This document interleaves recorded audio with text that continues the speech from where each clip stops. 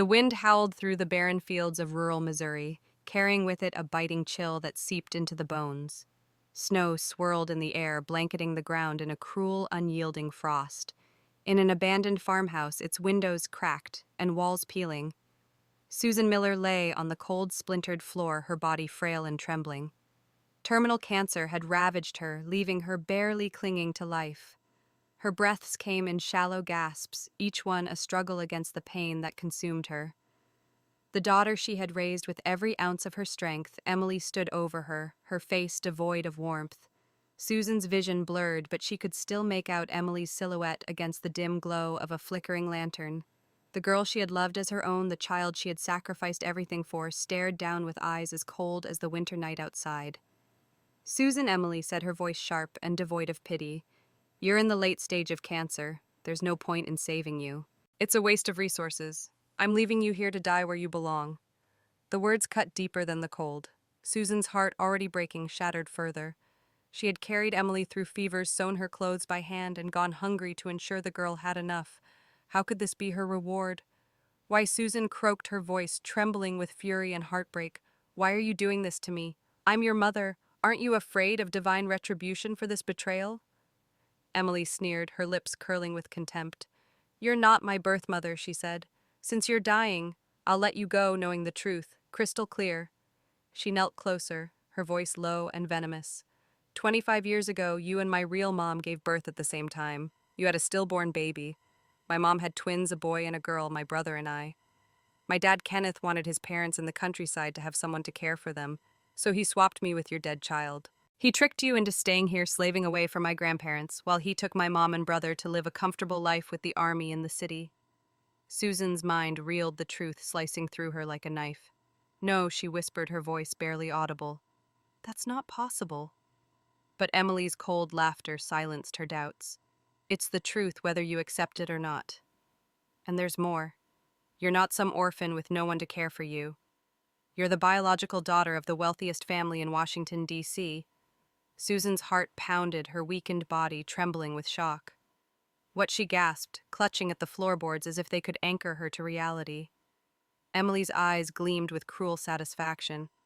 "That jade pendant you gave my dad, your token of love, it was a keepsake from your birth parents. He used it to help my mom, Linda, steal your identity. For years, she's lived as their daughter, draped in luxury, while you toiled in the dirt, bent over in these fields, serving as a free maid for my grandparents. Your whole life, Susan, has been pathetic. That's your fate." The words were a poison, each one burning through Susan's soul. She had worked her fingers to the bone, her back aching from years of labor in the Missouri fields, cooking, cleaning, and raising Emily, while Kenneth's parents, Martha and Frank, lounged in the comfort she provided. She had believed she was building a family, but it was all a lie. "How could you be so vicious?" Susan asked, her voice trembling with rage. "How could you all be so shameless?" Emily laughed, a sound as sharp as breaking glass. "People die for wealth, Susan, just like birds die for food. Haven't you heard that saying, my mom took your place, lived in mansions, wore silk, and never lifted a finger? You got what you deserved." Her laughter grew louder, proud, and unrepentant. "You're dying now, and I'll give you one kindness for raising me. I'll make sure you get a proper burial." Susan's vision darkened, her body racked with pain. She coughed, blood spilling from her lips, staining the floor. Emily watched unmoved as Susan's life ebbed away. The cold crept in, numbing her limbs, but her heart burned with fury. She had loved Kenneth, trusted him, and poured her soul into Emily, only to be discarded like refuse. As her consciousness faded, a soft yet resonant voice echoed in her mind. "Your suffering has not gone unseen," it said. "The heavens grant you a second chance to right these wrongs. Your rebirth will be your justice." Susan's eyes fluttered shut, her final thought a vow. "If I live again," she whispered, "I'll make Kenneth, Linda, and their wretched family pay with blood." The wind howled louder, as if carrying her promise to the stars. Her heart stilled and the world went dark, but the celestial promise lingered, a spark of hope in the void. Divine justice had heard her plea, and her story was far from over. The summer sun hung high over the rolling cornfields of rural Missouri, its golden light warming the earth in a way that felt almost mocking to Susan Miller. She stood at the edge of a field, her hands calloused from years of labor, her worn dress clinging to her skin in the humid air. But this wasn't the freezing farmhouse where she had died. Her body felt strong, her breath steady, the ache of cancer gone. Susan's heart raced as memories flooded back Emily's betrayal, Kenneth's lies, the jade pendant, and the celestial voice promising justice. She was alive again, reborn in the summer of 1995, granted a second chance by a divine force that had witnessed her suffering. Susan touched her face, feeling the smoothness of youth, not the weathered lines of her past life. She was 25 again, standing in the same fields where she had toiled for decades. The voice's words echoed in her mind. Your suffering has not gone unseen. Your rebirth is your justice. It wasn't a dream or a delusion. She had been pulled back through time, given the power to rewrite her fate. But with that power came a weight, a tangle of emotions she hadn't expected. Relief washed over her, but so did a deep, aching sorrow for the life she had lost, the love she had given to a family that betrayed her. A familiar voice broke through her thoughts before she could fully process the miracle. Susan, you out here daydreaming? Gloria, the pastor's wife, was striding across the field with her usual brisk energy. Her face, now decades younger than Susan remembered, was etched with concern. I heard Kenneth's back from military leave. He brought a ton of stuff, gifts, supplies, you name it. But word around town is he's not taking you to the army base. He's planning to take that city woman, Linda, and her boy instead. Gloria lowered her voice, glancing around. I don't mean to gossip, but you need to keep an eye on him. That Linda's got no pure intentions, mark my words. Susan's stomach twisted. Those were the exact words Gloria had spoken in her past life, a warning she had ignored, too trusting, too naive. Back then, she had rushed home to Kenneth, desperate to please him and blindsided by his betrayal. The memory stung years of cooking, cleaning, and raising Emily while Kenneth lived a double life with Linda. Susan's hands clenched, her nails digging into her palms. She wouldn't make the same mistake again. But beneath her resolve, a wave of grief surged. She had loved Kenneth with every fiber of her being, believed in their marriage, and poured her soul into Emily, thinking she was her own. The betrayal cut deeper now, knowing the truth. Thank you, Gloria, Susan said, her voice steady despite the storm inside her. I'll handle it. Gloria frowned, sensing something different in Susan's tone, but nodded and hurried off, her skirts rustling in the breeze. Susan didn't follow. Instead, she sank onto a patch of grass at the field's edge, the cornstalks swaying around her like silent witnesses. She needed to think, to sort through the chaos of her past life and this new chance. The divine voice had given her no instructions, only a purpose, justice. But what did that mean? Revenge, redemption? Could she reclaim the life stolen from her, or would she be consumed by the rage burning in her chest? Susan closed her eyes, letting the memories unfold. She saw herself at 18, falling for Kenneth's charm, his promises of a future together. She remembered the jade pendant, a gift from her unknown parents, which she had given him as a token of love, never suspecting he'd use it to help Linda steal her identity. She recalled the backbreaking work in the fields, the endless chores for Kenneth's parents, Martha and Frank, and the sacrifices she made for Emily's education, all while her dreams withered. Tears pricked her eyes, but she wiped them away. Crying wouldn't undo the past. She had to be strategic, not emotional. Yet the emotions wouldn't stay buried. Susan's heart ached for the girl she had been trusting, hopeful and painfully naive. She had wanted a family, a home filled with love, but instead she had been a pawn in Kenneth's scheme. The realization brought a flicker of self-doubt. Had she been too weak, too blind to see the truth? No, she told herself. The fault wasn't hers. Kenneth, Linda, and Emily had chosen to deceive her, to exploit her kindness. The divine force had seen that, and now she could make it right. Susan stood brushing dirt from her dress. The sun was dipping lower, casting long shadows across the field. She couldn't change the past, but she could shape the future. Her rebirth wasn't just a gift, it was a weapon. She would confront Kenneth, expose Linda, and ensure Emily faced the consequences of her cruelty. But more than that, she wanted to find her real family, the wealthy parents in Washington, D.C., who had been deceived as she had. The jade pendant was the key. She wouldn't let it stay in Linda's hands. As she walked toward the farmhouse, Susan felt a shift within her. The grief and anger were still there, but so was a spark of hope. She wasn't the broken woman who had died in that cold farmhouse. She was reborn, armed with knowledge and a burning resolve. Kenneth and his family thought they had won, but didn't know the storm was coming. Susan's lips curved into a faint smile. This time, she would be the one writing the ending. Susan Miller's boots crunched against the gravel path leading to her rundown farmhouse in rural Missouri, the summer sun beating down on her back. The air was thick with the scent of dust and corn, but her mind was elsewhere replaying the betrayals of her past life. Knowing Kenneth's deceit, Linda's treachery, and Emily's cruelty, she felt a fire in her chest, a blend of rage and resolve. The divine voice that had granted her this second chance echoed faintly, "Your rebirth is your justice." She wouldn't waste it. Her heart pounded as she approached the house, not with fear but with anticipation. This was where her fight began. At the yard's edge, Susan spotted her mother-in-law, Martha, chatting with neighbors under a sagging oak tree. Martha's laughter was loud and grating, her face flushed with gossip. But when her eyes landed on Susan, her smile vanished, replaced by a scowl. "Susan, where have you been?" she snapped, her voice dripping with venom. "You said you were cutting grass for the cows. Where's the grass? What are we supposed to feed them? Lazy girl, always shirking." Susan would have shrunken under Martha's words in her past life, scurrying to obey. She had spent decades hauling grass, cooking, and cleaning for Martha and Frank Kenneth's parents while they treated her like a servant. Not this time. Susan met Martha's glare with a steady gaze, her lips pressed into a thin line. "If you're so worried about the cows, Martha, cut the grass yourself," she said coolly. "I've done enough." Martha's jaw dropped, her face reddening with fury. "You ungrateful wretch," she spat, but Susan walked past her, ignoring the venomous muttering behind her. "Shameless running to her man the second he's back." Susan's hands clenched, resisting the urge to turn and confront her. Martha's cruelty was nothing new, but Susan wasn't the naive woman she once was. She had a bigger battle ahead. Pushing open the creaking front door, Susan stepped into the dim farmhouse, the air heavy with the scent of stale tobacco. Her heart skipped as she saw Linda, the city woman who had stolen her identity, and her husband. Linda stood in the kitchen, her lips painted with fresh red lipstick, a smug smile playing on her face. Around her neck hung the jade pendant Susan had given Kenneth years ago, a keepsake from her unknown parents, now a symbol of her stolen life.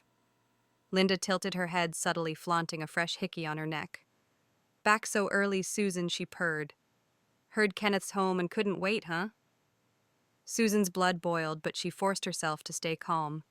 In her past life, she had been blind to Linda's taunts, mistaking hickeys for insect bites, believing Kenneth's lies about his loyalty.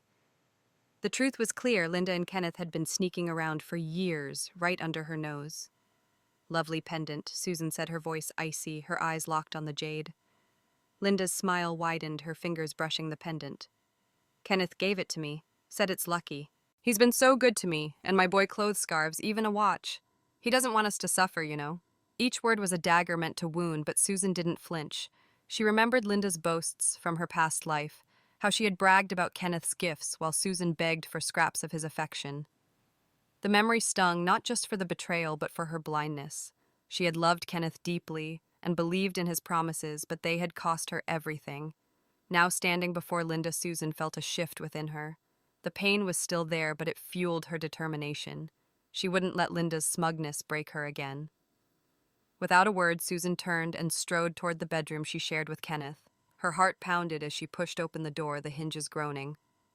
Kenneth sat on the bed, a cigarette dangling from his lips, the room thick with smoke and a foul, unfamiliar scent. His eyes flicked up, meeting hers with a casual indifference that made her stomach churn. "You're back," he said, exhaling a cloud of smoke. "I was about to find you." He stubbed out the cigarette, his tone patronizing, as if she were a child interrupting his day. Susan didn't respond. She stood in the doorway, her gaze cold and unyielding, taking in the man who had deceived her for decades. She would have rushed to him in her past life, eager to please, desperate for his approval. She had loved him unquestioningly, ignoring the signs of his affair, the way he dismissed her sacrifices.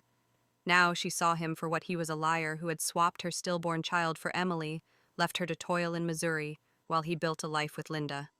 The jade pendant, her only link to her real family, had been used to cement his betrayal.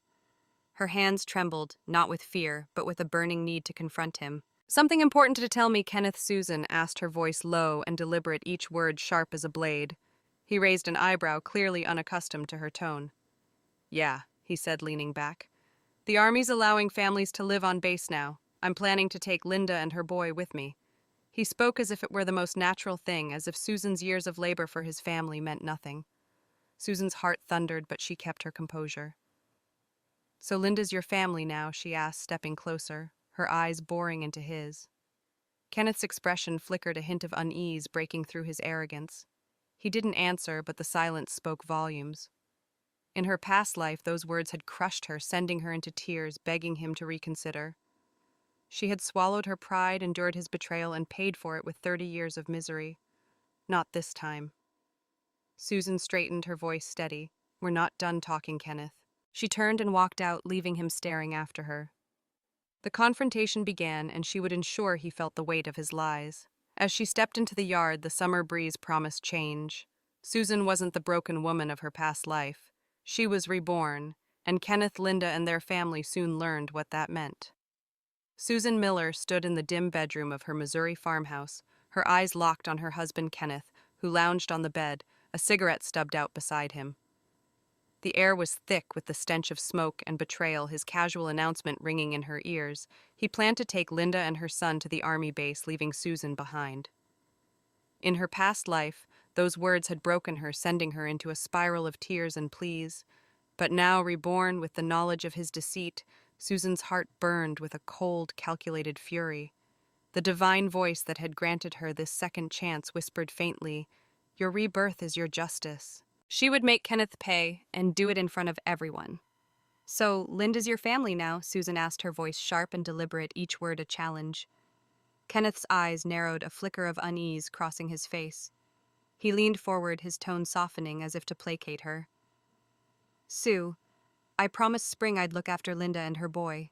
He died saving me. It's my duty as a soldier." His words were rehearsed, the same lie he had fed her in her past life. Back then, she had believed him, blinded by love, ignoring the hickeys on Linda's neck, the gifts he showered on her. Now she saw through his facade. Duty. Susan said, stepping closer, her gaze icy, "Is that what you call sneaking around with her behind my back?" Kenneth's jaw tightened, but the front door creaked open before he could respond.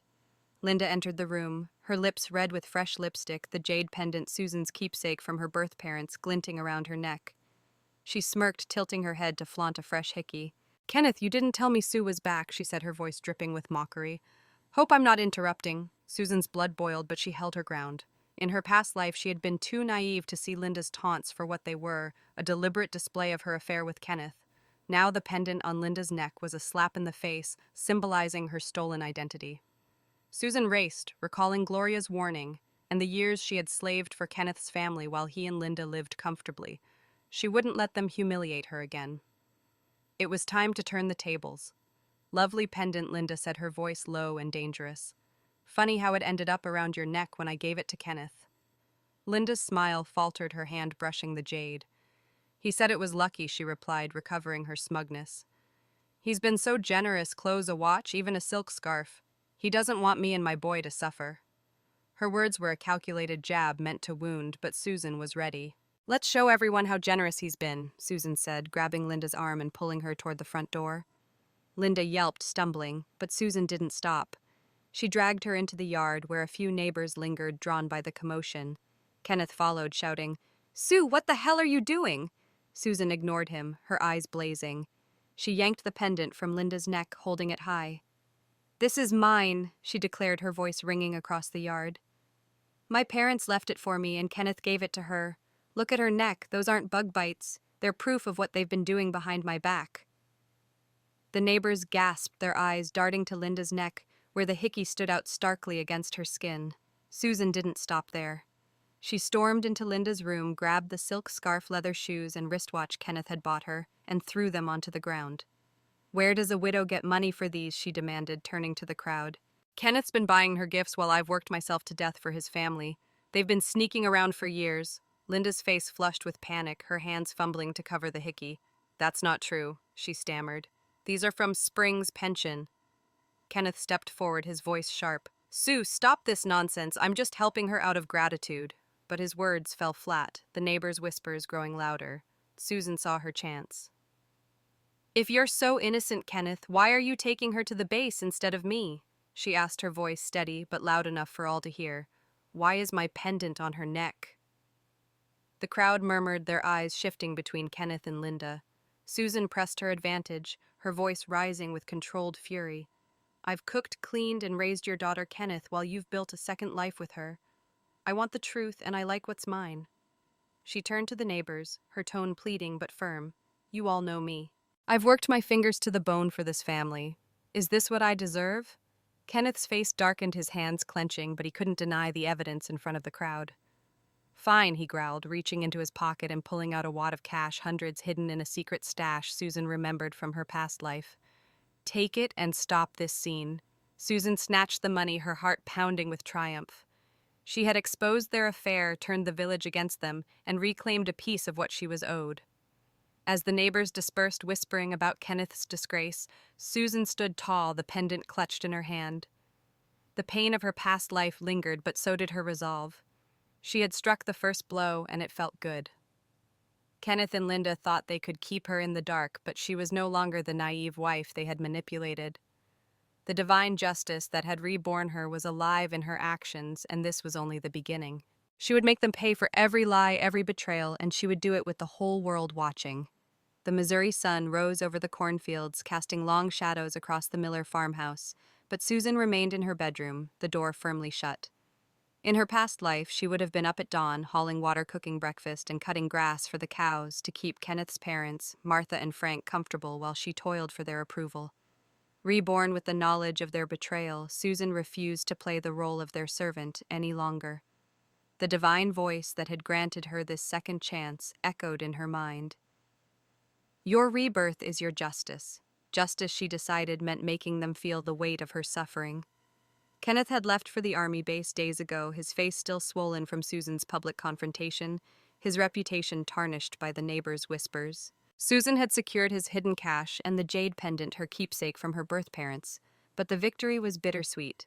The pain of his affair with Linda, the theft of her identity, and Emily's cruelty lingered like a bruise on her soul. She sat on her bed, staring at the pendant, its smooth surface glinting in the morning light. She had loved this family, sacrificed everything for them, only to be discarded. Now she would turn the tables. A sharp knock jolted her from her thoughts. Susan Martha's voice was shrill through the door. Get up and make breakfast. Frank, Emily, and I are starving. And don't forget the cows need feeding. Susan's lips curled into a grim smile. In her past life, she had obeyed Martha's every command, cooking, cleaning, and slaving while Martha lounged, criticizing her every move. Not anymore. Susan opened the door, meeting Martha's scowl with a cold stare. Cook it yourself, Martha, she said, her voice steady. Your hands aren't broken. Martha's face flushed crimson, her eyes wide with shock. You lazy wretch, she spat, raising a hand as if to grab Susan's hair, a tactic she had used for years to bully her. Susan sidestepped, letting Martha stumble forward, her momentum carrying her into the doorframe. Careful, Susan said, her tone mocking. You'll hurt yourself. Martha muttered curses, but Susan turned away, her heart pounding with triumph and unease. Defying Martha felt right, but a flicker of doubt gnawed at her. Could she become as cruel as they had been? Susan's gaze fell on Emily, who stood behind Martha, clutching a worn doll. The 8-year-old's eyes were wary, sensing the shift in Susan's demeanor. In her past life, Susan had poured her heart into raising Emily, denying herself food to buy her candy, working nights to afford her clothes, all to give her a better life. But Emily had betrayed her, leaving her to die alone in that freezing farmhouse. Susan's chest tightened with conflicting emotions, love for the child she had raised and rage for the woman she would become, Emily. Susan said sharply, Go cut grass for the cows, now. Emily's eyes widened, but she didn't argue. She grabbed a basket and rope, her small frame trudging toward the fields. Susan watched her go, her heart twisting. Punishing a child felt wrong, but Emily wasn't just a child, she was the daughter who had sneered at her dying mother, revealing Kenneth and Linda's lies. Susan hardened her resolve. If Emily were to learn the cost of betrayal, she would bear the weight of Susan's past suffering. Martha, meanwhile, took on the chores Susan refused. The older woman grumbled as she hauled water and swept the floors, her complaints echoing through the house. Susan's gone lazy, she muttered to Frank, who coughed weakly from his bed, his chronic lung disease worsened by neglect. In her past life, Susan had paid for his medicine, worked herself to exhaustion to keep him alive. Now she lets them struggle. The neighbors, once sympathetic to Martha's loudmouth ways, turned a deaf ear, their respect for Susan growing after her public stand against Kenneth. As days passed, Susan enforced a new order. Emily's life became one of endless labor, feeding pigs, washing clothes, scrubbing pots, tasks Susan had once done without complaint. The girl's hands grew calloused, her face drawn from hunger and exhaustion. Susan's heart wavered at times, and the memory of Emily's laughter as a toddler clashed with her cold betrayal. Late at night, Susan sat by her window, the pendant in her hand, wrestling with her actions. Am I becoming like them? She whispered to the darkness.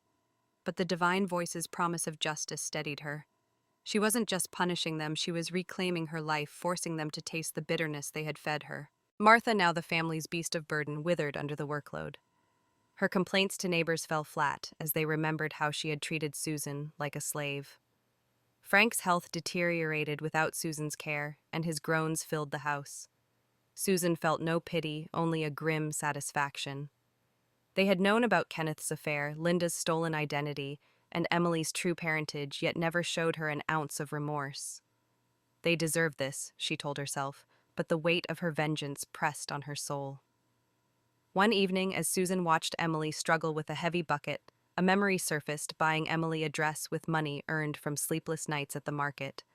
She had wanted Emily to escape the fields, to have the education Susan never did. Now she was denying her that chance. Susan's throat tightened, but she pushed the guilt away. Emily's betrayal in her past life had been a choice, not a child's innocence. This was justice, not cruelty. Susan clutched the pendant, its cool surface grounding her. She had exposed Kenneth and Linda, but her fight wasn't over. The real battle lay ahead, and she would face it with the strength her past life had forged. The Missouri night was heavy with the hum of cicadas, the air thick and warm, as Susan Miller sat by her bedroom window in the old farmhouse. The jade pendant, her link to her true parents, rested in her palm, its smooth surface catching the moonlight. Weeks had passed since she exposed Kenneth's affair with Linda, turning the village against them and reclaiming her power. With Kenneth leaving the army base, Susan flipped the household's order. Martha, her venomous mother-in-law, toiled in her place, while Emily, the daughter she had raised, labored under Susan's stern commands. The divine voice that had granted her rebirth echoed faintly, "Your rebirth is your justice." But justice, Susan was learning, was a complicated path. Emily now ate, trudged through chores, cutting grass, feeding pigs, washing clothes, her small frame worn from tasks Susan once bore. Susan watched her from the porch, her heart tangled with resolve and unease. In her past life, she had sacrificed everything for Emily, only to be betrayed by her cruel words in that freezing farmhouse where Susan died. Punishing Emily felt right, a way to mirror the pain she had endured, but the child's weary eyes stirred a flicker of doubt. Was she becoming the monster she despised? The thought gnawed at her, but a discovery soon shifted everything. Late one evening, after Emily collapsed into bed, exhausted from a day of hauling water, Susan crept into her room. Something about the girl's behavior had been off, her glances too sharp, her silence too calculated for a child. Susan's instincts, honed by her reborn knowledge, urged her to search. She carefully lifted Emily's worn jacket, feeling along the seams. Her fingers found a hidden fold, and a folded piece of paper was inside. Susan's heart raced as she unfolded it, her eyes scanning the neat, precise handwriting. No 8-year-old could write like this. The letter was a detailed accusation listing Susan's crimes, her harsh discipline, refusal to cook, and neglect of Martha and Frank.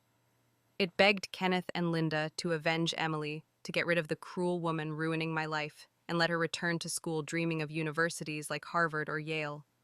Susan's breath caught. The eloquence, the venom, the ambition, it wasn't a child's work. Like Susan, Emily had been reborn, carrying memories of her past life. The girl who had sneered at Susan's dying body, revealing Kenneth's lies and Linda's theft, was awake in this timeline, plotting against her. Susan's shock gave way to a grim realization: Emily wasn't just a betrayer from her past life. She was a rival now, aware of Susan's vengeance and determined to fight back. The letter's final line chilled her. "Help me stop her before she destroys us all." Susan sank onto the floor, clutching the letter. Emily's rebirth changed everything. In her past life, Susan had raised her with love, sacrificing her dreams to send her to college, only for Emily to abandon her. Now Emily knew that Susan wasn't her birth mother, that Linda had stolen Susan's identity. But why was she so eager to defy Susan now? Susan's mind raced, piecing together Emily's perspective. In her past life, Emily had lived comfortably, funded by Susan's labor, only to learn the truth about her origins as Susan lay dying. Perhaps she had carried that knowledge back, along with resentment for Susan's sacrifices, seeing them as a debt she never asked for. The discovery thrilled and unnerved Susan. Emily's awareness made her punishment more fitting. She would suffer knowing why, but it also made her dangerous. A reborn child, cunning and vengeful, was a threat Susan hadn't anticipated. Susan's heart wrestled with conflicting emotions. Part of her wanted to confront Emily to demand why she had betrayed her even after a lifetime of love. Another part, hardened by pain, saw this as an opportunity. If Emily were plotting, Susan would outsmart her, turning her schemes against her. Susan tucked the letter into her pocket, her resolve sharpening. She wouldn't reveal her knowledge yet. Let Emily think she had the upper hand. Susan remembered the divine voice's promise justice was hers to claim, but it required strategy, not just rage. She stood gazing at the sleeping girl, her face deceptively innocent. "You think you can outplay me?" Susan whispered. "But you don't know who you're against." The pendant in her hand felt heavier, a reminder of her true family in Washington, D.C., waiting to be found. As dawn broke, Susan's mind churned with plans. Emily's letter mentions Kenneth and Linda, meaning she is counting on them to save her. Susan would use that. She could take Emily to the army base, let her think she was winning, only to expose Kenneth and Linda's affair to the military. The thought of their downfall sparked a grim satisfaction, but Susan paused, her heart heavy. She had loved Emily like her own, and part of her still ached for that bond. Could she destroy the child she had raised? The answer came swiftly. Emily had chosen her path in both lives. Susan's justice would be thorough, even if it broke her heart. The Missouri night was dark as Susan Miller stepped off the rattling train, her hand gripping Emily's tightly. The air was cool, heavy with the scent of diesel and damp earth, but Susan's heart burned with purpose. 3 days of travel had brought them to the gates of Kenneth's military base near Jefferson City, the clock nearing midnight. Emily, only 8 but reborn with memories of her past life, stumbled beside her eyes, heavy but sharp with calculation. Susan's discovery of Emily's letter, a plea to Kenneth and Linda to avenge her against Susan's harsh discipline, revealed the girl's rebirth. Susan would use Emily's scheming to her advantage, turning the tables on the family that betrayed her. The divine voice that had granted her this second chance whispered, "Your rebirth is your justice. Tonight, justice would strike." Susan adjusted the scarf around her neck, her pocket heavy with Kenneth's letters, and the written pledge he had given her, promising not to take Linda to the base. These were her weapons, proof of his lies. Emily, unaware that Susan knew her secret, had agreed to the trip with surprising eagerness, likely hoping to expose Susan's cruelty to Kenneth. Susan's lips curled into a faint smile. Let the girl think she had the upper hand. The truth would come crashing down soon enough. At the base's entrance, a young guard stood under a flickering light, his expression wary as Susan and Emily approached. Before Susan could speak, Emily stepped forward, her voice clear and confident beyond her years. She said, "We're here to see Captain Kenneth Miller," giving his full rank and name. "I'm his daughter, Emily, and this is my aunt, Susan." The lie stung, but Susan kept her face neutral. Emily's reborn cunning was evident. Her words were calculated to gain entry. The guard, moved by the sight of a tired child and woman arriving so late, softened. "All right," he said, lifting their small bag. "I'll take you to his quarters." They walked through the quiet base, the guard's boots echoing on the pavement. Emily's eyes darted to Susan, a glint of triumph in them, as if she believed her plan was unfolding perfectly. Susan's heart twisted. Part of her still saw the child she had raised, but the memory of Emily's cold betrayal in her past life hardened her resolve. The guard knocked on Kenneth's door, but no answer came. Emily's impatience flared, her small hands fidgeting. Susan, however, was prepared. She pulled a small tool from her pocket, a skill learned from years of fixing farm equipment, and deftly picked the lock. The door swung open and Emily raced inside, shouting, "Daddy!" Susan followed, her pulse racing. She pushed open the bedroom door, and there they were, Kenneth and Linda, tangled in each other's arms, asleep in a bed that reeked of betrayal. The sight ignited Susan's fury, but she channeled it into action. "Kenneth, you lying bastard!" she screamed, her voice shattering the silence. The couple jolted awake, Kenneth's eyes wide with shock, Linda clutching the sheets. Before they could react, Susan lunged, her blunt tool raised, striking Kenneth's shoulder with a controlled blow. Blood seeped through his shirt, and he groaned, scrambling back. Linda shrieked, trying to shield herself, but Susan grabbed her arm, dragging her toward the door. "You thought you could steal my life and flaunt it," Susan shouted loud enough to wake the compound. She tore open Linda's collar, revealing the hickey on her neck. Look at this proof of what you've been doing behind my back. Neighbors in nearby quarters stirred lights flickering on as curious faces appeared at windows. Susan turned to the growing crowd, holding Kenneth's letters and pledge. He swore he'd never take her to the base, but here they are together while I've slaved for his family. Emily, seeing her biological mother attacked, charged at Susan, her small fists flailing. "Stop it," she cried, but Susan sidestepped, pushing her gently but firmly to the floor. "Stay out of this, Emily," she warned, her voice low. The girl's eyes blazed with hatred, confirming her reborn awareness. She knew exactly who Susan was and why she was fighting. Susan's heart ached, but she pressed on, addressing the crowd. "I raised his daughter, cared for his parents while he built a second life with her. This is my proof." She waved the pledge, its handwritten words, damning Kenneth's lies. The commanding officer, roused by the commotion, arrived, his face stern. "What's going on here?" he demanded. Susan stepped forward, her voice steady despite her racing heart. "Sir, I'm Susan Miller, Kenneth's wife. He's been cheating with this woman, Linda, and lying to me for years. These letters prove it." She handed over the documents, her hands trembling with rage and triumph. The officer scanned them, his expression darkening. "We'll verify this," he said, ordering a guard to take Linda for medical attention and Kenneth to the infirmary. As the crowd dispersed, Susan caught Emily's glare, filled with a venom that belonged to the woman she had been in her past life. Clutching his shoulder, Kenneth muttered, "You'll pay for this, Sue." Susan leaned close, her voice a whisper. "You think Emily didn't tell me about you and Linda?" "She's been talking." The lie was calculated, planting a seed of distrust. Kenneth's eyes flicked to Emily, his face twisting with suspicion. Susan's heart pounded with grim satisfaction. She had turned them against each other. This was only the beginning of their downfall. The air in the Jefferson City military base was thick with tension as dawn broke, casting a pale light over the compound. Susan Miller stood outside the commanding officer's office, her heart pounding with triumph and unease. The night's chaos, her confrontation with Kenneth and Linda, the exposure of their affair, had shaken the base awake. Her blunt tool had drawn blood, but her real weapon had been the truth, Kenneth's letters and written pledge, now in the officer's hands, proving his betrayal. The divine voice that had granted her rebirth echoed faintly. "Your rebirth is your justice." Susan clutched the jade pendant, her link to her true family, and steeled herself for what came next. The commanding officer, Colonel Hayes, inside the office, reviewed the documents with a deepening frown. Susan had presented Kenneth's letters filled with promises to care for her and the pledge where he swore not to take Linda to the base. The contrast with his actions caught in bed with Linda was damning. Susan stood tall, her voice steady as she recounted her years of labor in Missouri, raising Emily and caring for Kenneth's parents while he lived a double life. Emily, standing nearby, glared at Susan, her reborn cunning evident in her narrowed eyes. Susan's heart twisted. She had loved this girl like her own, but Emily's betrayal in her past life and her plotting now made her a foe. Colonel Hayes summoned local officials from Susan's village to verify her claims. Phone calls confirmed what the neighbors had long suspected: Susan was Kenneth's de facto wife, who had toiled for his family while he showered Linda with gifts. The officer's face hardened as he pieced together the truth. He said, "This is a disgrace to the uniform," his voice clipped.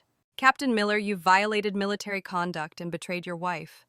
Kenneth, his shoulder bandaged from Susan's strike, stood pale and defiant. "She's lying, sir," he protested, but his words lacked conviction. Susan seized the moment, her voice low but sharp. "If I'm lying, Kenneth, why did Emily tell me about you and Linda? She heard you two talking and saw the gifts. The lie was deliberate, designed to fracture their alliance." Kenneth's eyes snapped to Emily, who flinched, her face betraying a flicker of panic. Susan's heart raced with grim satisfaction. She had planted a seed of distrust, knowing Emily's reborn awareness made her vulnerable to suspicion. Linda, her face bruised from the scuffle shot, Emily a venomous look, her silence damning. The tension between them crackled, and Susan savored it.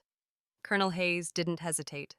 "Captain Miller, you're dishonorably discharged, effective immediately. All ranks and privileges are revoked." Kenneth's face crumpled, his career, his pride shattered instantly. The guards escorted him and Linda away, their heads bowed under the weight of disgrace. Susan watched her triumph tempered by a wave of sorrow. In her past life, she had loved Kenneth unquestioningly, enduring his neglect to keep their family intact. Seeing him broken, she felt no joy, only a hollow sense of justice. Had she gone too far? The thought lingered, but she pushed it aside. They had chosen to betray her. This was their reckoning. As the officer dismissed her, Susan stepped into the morning light, Emily trailing behind her, eyes burning with hatred. "You'll pay for this," Emily whispered, her voice low but venomous. Susan met her gaze unflinching. "You brought this on yourself," she said softly. "You and your parents thought you could bury me again." Emily's eyes widened, a hint of fear breaking through her defiance. Susan's words were a subtle jab, hinting at her rebirth without revealing it. She needed Emily to doubt to fear what Susan might know. Outside, Kenneth caught Susan's arm as he was led away, his face a mask of fury and pain. "You're ruthless, Sue," he spat. "You destroyed everything without a sound. Just wait." Susan smiled, her voice cold. "I'm waiting, Kenneth. You and Linda haven't suffered nearly enough." She leaned closer, her whisper cutting. "If you're wondering how I knew, ask Emily. She's been talking in her sleep, calling Linda Mom." Kenneth's eyes darkened, his gaze shifting to Emily with a mix of anger and suspicion. Susan's heart pounded. She had turned them against each other, a fitting punishment for their lies. As the guards took Kenneth and Linda to the infirmary, Susan stood alone, the pendant warm. The victory was hers, but it came at a cost. She had loved this family and poured her soul into them only to be discarded. She was tearing them apart, and their weight pressed on her. She thought of her birth parents in Washington, D.C., waiting to be found. The pendant was her key, but Kenneth and Linda still held it, planning to use it to steal her identity again. Susan's resolve hardened.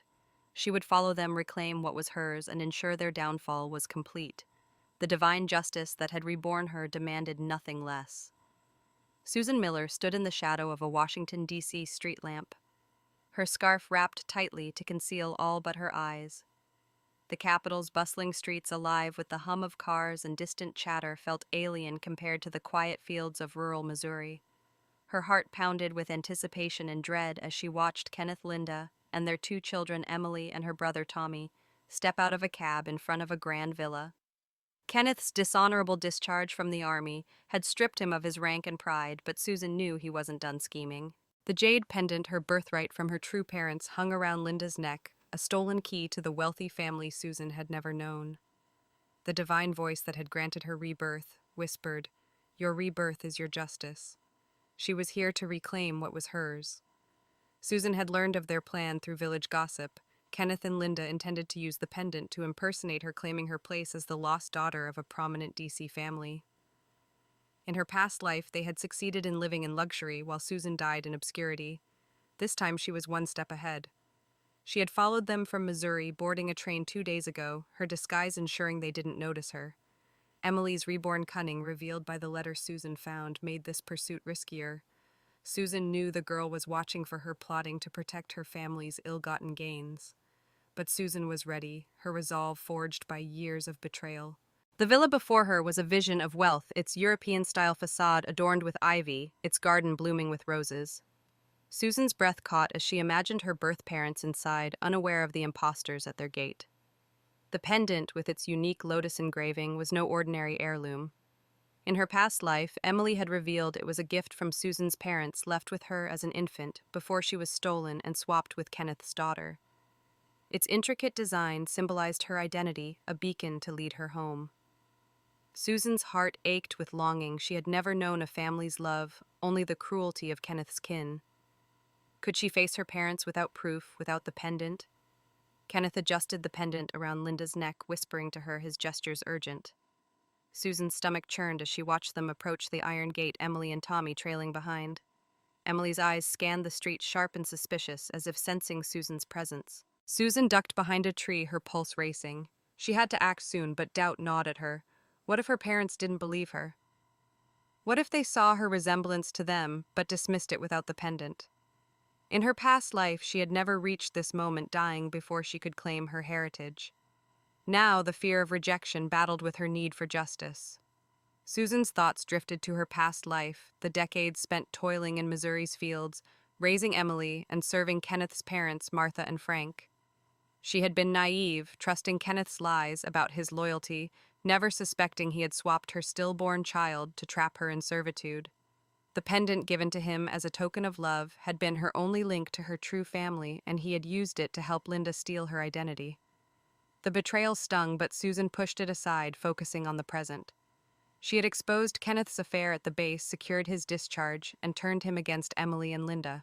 Now she would reclaim her family. The cab that had brought Kenneth's family drove away, and Susan hailed another, keeping her distance as she followed them through DC's winding streets. The journey ended at the villa where Kenneth rang the doorbell. A young woman, likely a housekeeper, opened the door, her eyes scanning the group. Susan couldn't hear their words, but she saw Kenneth gesture to the pendant and Linda standing tall as if she belonged. The housekeeper stepped aside, letting them in. The iron gate closed with a clang, and Susan's heart sank. They were inside posing as her, and she ran out of time.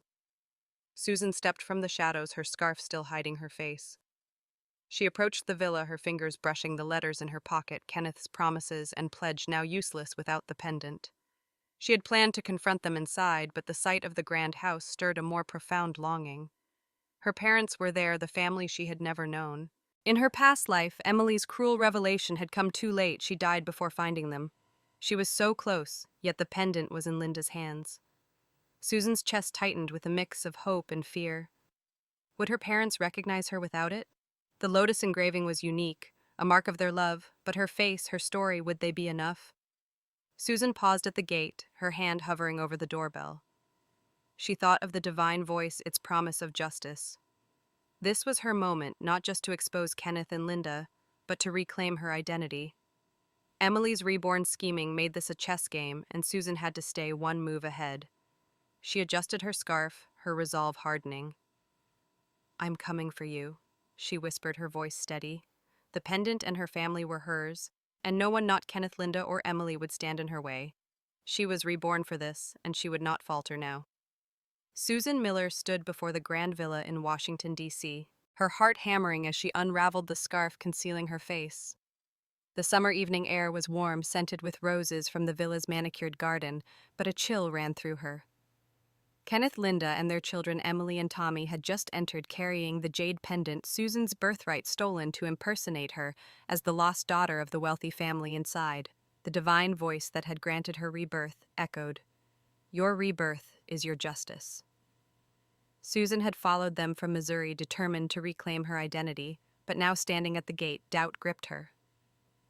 Would her parents recognize her without the pendant's lotus engraving as proof?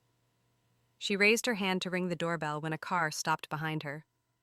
A middle-aged man leapt out, his eyes locking onto Susan's face with a shock that stopped her breath. "Nora," he whispered, his voice trembling. Tears welled in his eyes as he stepped closer, his gaze tracing her features. Susan froze, her heart racing. Before she could speak, he shouted, "Eleanor, come out, you need to see this!" The villa's door flew open, and a refined woman in her mid-40s emerged, her elegant dress swaying as she hurried forward. Her eyes met Susan's and she gasped, clutching her chest. "Nora," she breathed, "my Nora." Susan's world tilted. The woman's face was a mirror of her own, same high cheekbones, same hazel eyes, etched with a life Susan had never known. This was her mother Eleanor and the man her father Robert. They rushed to her, their arms enveloping her in a desperate embrace. Tears soaked through Susan's dress as Eleanor sobbed. "We thought we'd lost you forever." Robert's voice cracked. "You're home, Nora." Susan's throat tightened, tears streaming down her face.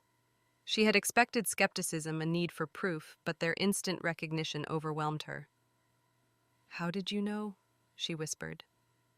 Eleanor pulled back, cupping Susan's face. "Your face, it's mine 20 years ago. And your eyes, they're Robert's. We never stopped looking for you." Robert nodded, his voice hoarse.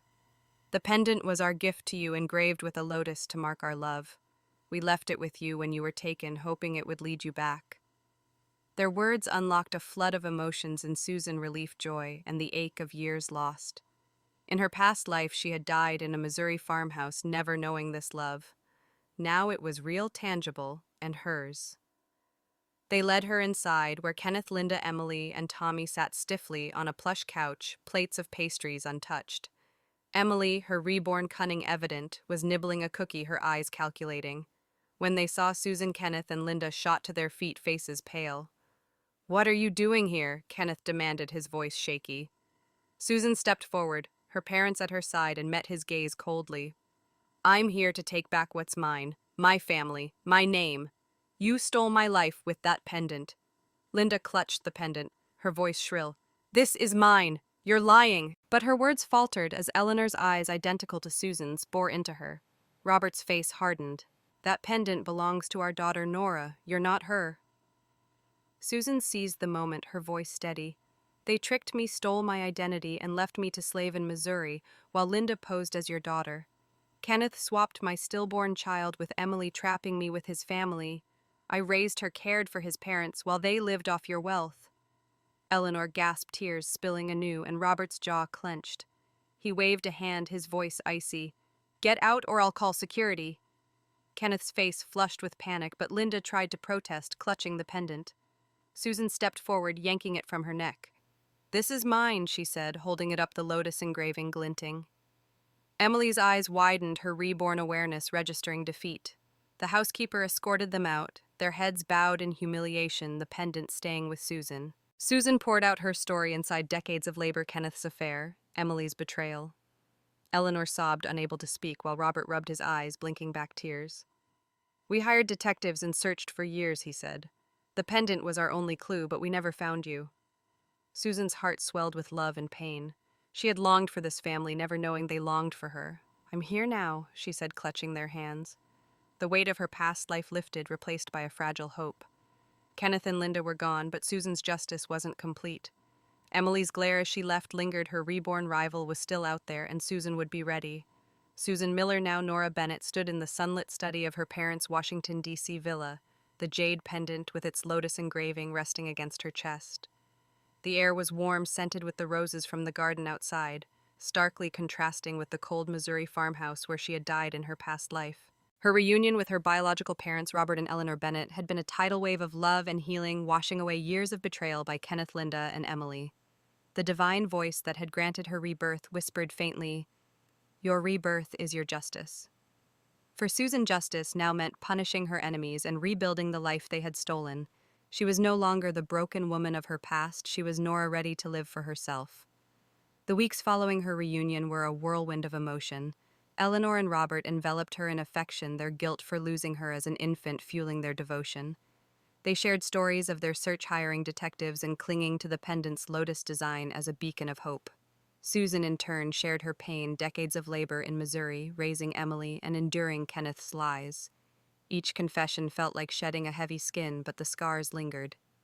At night, Susan lay awake, haunted by memories of her past life sacrifices. She had given everything for a family that wasn't hers, and the betrayal cut deep. To heal, she sought therapy, a new concept in 1995, where she learned to forgive herself for her naivety and channel her pain into purpose. Her parents urged her to embrace her future. You're home now, Nora, Eleanor said, her eyes soft. You can be anything you want. Education, a dream crushed in her past life by endless farm work, became her focus.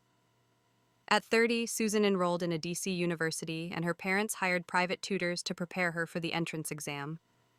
The process was daunting. Years of manual labor had left her with little formal schooling, but her reborn knowledge gave her an edge. She studied, relentlessly driven to reclaim the opportunities Kenneth and Linda had denied her. When she passed the exam with a solid score, tears of pride fell from Eleanor's eyes. You're unstoppable, Robert said, hugging her tightly. College was a revelation. Surrounded by eager students, Susan felt both out of place and alive. She majored in business, and her practical mind absorbed lessons on finance and strategy. Late-night study sessions became her refuge, a space to rebuild her confidence. She thought of Emily, whom she had once pushed to study, hoping to give her a better life. The irony stung. Susan sacrificed her dreams for a girl who betrayed her. Now she studied for herself, each grade a step toward independence. Therapy helped her process the guilt of punishing Emily, teaching her to see her actions as justice, not cruelty. You're allowed to prioritize yourself, her therapist said, words Susan clung to. Beyond academics, Susan found love unexpectedly. Daniel, the son of her parents' close friends, was a charming entrepreneur with a warm smile and a sharp mind. Their first meeting at a family dinner sparked a connection. His humor and kindness disarmed her guarded heart. Over months, they grew close, working together on a charity project Susan launched to aid rural Missouri communities. Inspired by the villagers who had shared their meager food during her hardest days, she founded a foundation to provide scholarships and farming resources. The work grounded her, a way to honor the kindness she had received while healing the wounds of her past. As years passed, Susan's life blossomed. She graduated from college at 33, a milestone that felt like a triumph over her past life's despair. She married Daniel in a quiet ceremony, Eleanor and Robert beaming as she walked down the aisle. 2 years later, she gave birth to twins, a boy and a girl whose laughter filled the villa with joy.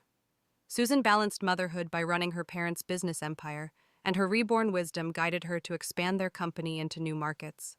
She approached each challenge with a clarity forged by her past, her confidence growing with every success. Yet Susan never forgot the pain that had shaped her. She kept the jade pendant close, a reminder of her journey from a Missouri farm to this new life. Therapy had taught her to embrace her strength and mourn the girl who had trusted Kenneth unquestioningly. Daniel said one evening, holding her hand, "You're not that person anymore. You've built something extraordinary." Susan smiled, her heart lighter. She had reclaimed her identity not just as Nora Bennett, but as a woman who chose her path. The divine justice of her rebirth was complete in this moment. She had found love, family, and purpose, leaving the shadows of her past behind. 20 years had passed since Susan Miller, now Nora Bennett, reclaimed her identity in Washington, D.C., leaving behind the betrayals of her life in rural Missouri. The summer of 2015 found her in a sleek car winding through the transformed fields of her old village, now thriving with modern homes and bustling livestock farms. Her charity's investments had lifted the community from poverty, a tribute to the neighbors who had shared their meager harvests during her darkest days. The jade pendant, its lotus engraving a symbol of her true heritage, hung around her neck, a reminder of her journey. The divine voice that had granted her rebirth echoed faintly, "Your rebirth is your justice." Today, Nora returned not for revenge, but for closure. The village was unrecognizable. Paved roads replaced dirt paths, and shacks were now sturdy houses.